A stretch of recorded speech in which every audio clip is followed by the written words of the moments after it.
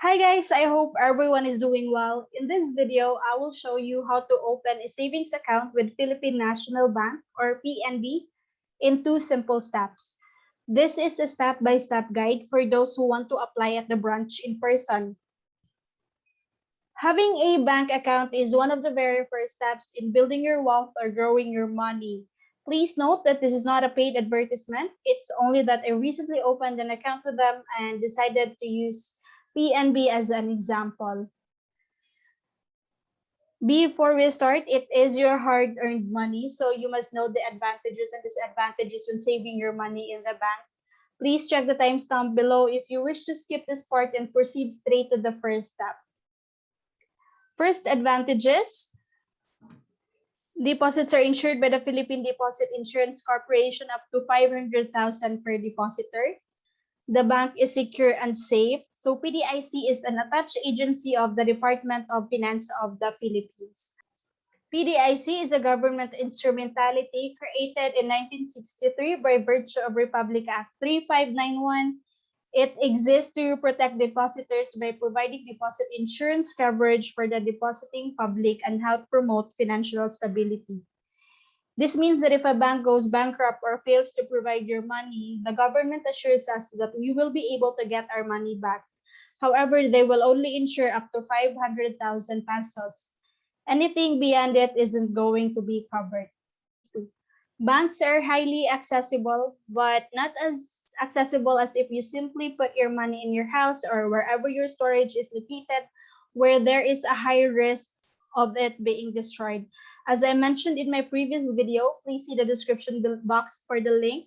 You should place the money you need in the bank for the short term, medium term, or 1 to 3 years so that it is safe and not impacted by market movements.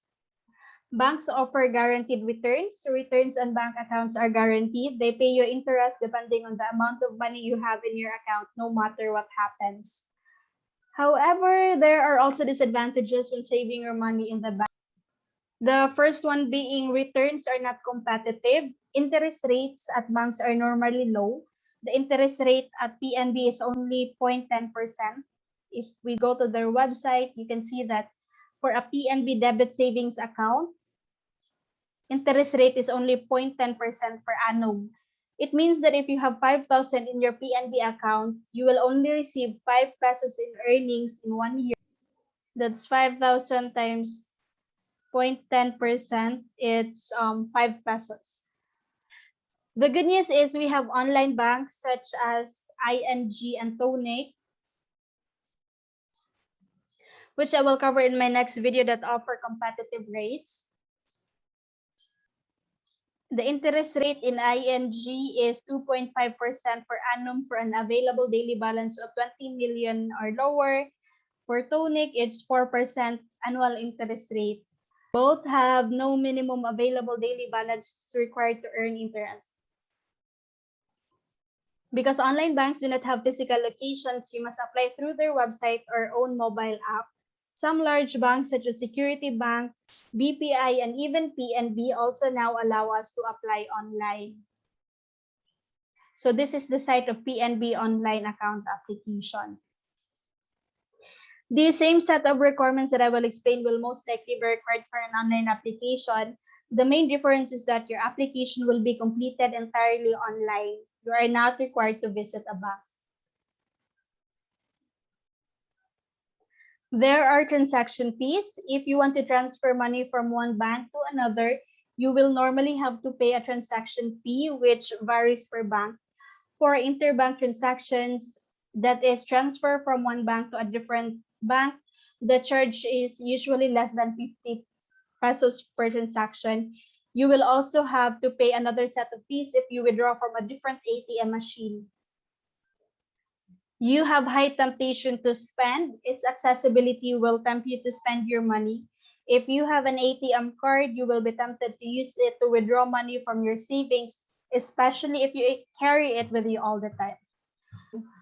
That would be the advantages and disadvantages of putting your money in the bank. Now let's go over the 2 simple steps to opening a savings account with PNB. Step 1 is to prepare the requirements. Step 2 is to visit the branch and present requirements. Prepare the requirements. Visit the PNB's website for complete list of requirements. If you go straight to their website, you will save time and money. You will have to wait a long time if you go to a bank by yourself because sometimes banks have long queues. It is simply not worth it for other requirements. Because PNB is so far away from our area, the first thing I did was go to their website and look for the requirements. The bank is fairly transparent and straightforward with this. I have included a link in the description that will take you directly to PNB's website. When you open a bank account, most banks have the same set of requirements that you must pass. For PNB, you need the following: 2 photo-bearing government-issued IDs. They normally accept SSS, voter's ID, passport, driver's license, and PhilHealth. In my case, I use my SSS ID and PhilHealth ID. Proof of billing under your name and home address. If you do not have any proof of billing under your name, we will discuss later what to do. Proof of income, income tax return, payslip, certificate of employment. I wasn't asked this, but I'm including it here just in case. Photo ID, so 1 by 1 or 2 by 2. SSS and PIN number, especially for those employed and business owners. Accomplished client information form, which we will discuss later, and cash for initial deposit. If you already have all these requirements, you are in luck because you can move on to the next step. However, if you do not have proof of billing, this is the most difficult one to obtain, especially if you do not have any bills under your name. I suggest that you prepare these documents. To start, obtain a barangay certificate, barangay clearance, or residency certificate. You go to your barangay and request a certificate proving that you are a resident of the area. If you are renting and your current location is not your permanent address, such as because you are merely working there, the barangay will require you to have lived in the area for at least 6 months before issuing you a certificate. However, if that is really your permanent address and you are a registered voter there, they will issue you a barangay certificate without hesitation. Note that the barangay certificate is not free, so you will need to budget ahead of time. You will need to present another document just to make sure your application will be accepted. You borrow your parents' or landlord's electricity, water, or other utility bills. Also, write an authorization letter to establish that you are living together and that your proof of billing is valid. When you open your bank account, you should have both the original and a copy of the valid ID of the owner of the bill, either your parents or your landlords. The bill must match the owner's name and address as listed on the ID presented. Please check the description link below for a sample authorization letter that you may download as use as. So this is a very simple authorization letter. You can also look for additional sample authorization letters online. You only need to fill in the blanks, those in red. And if you don't have access to a computer or laptop, you may simply copy the letter and write it down on a piece of white bond paper by hand. That I'm sure will be accepted. If you already have an account with another bank, you can generate a statement of account that includes your address for added proof.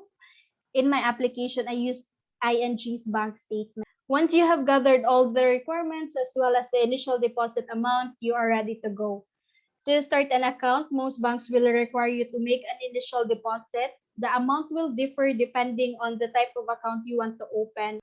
It costs 3,000 to open a PNB debit savings account with only a debit card or ATM.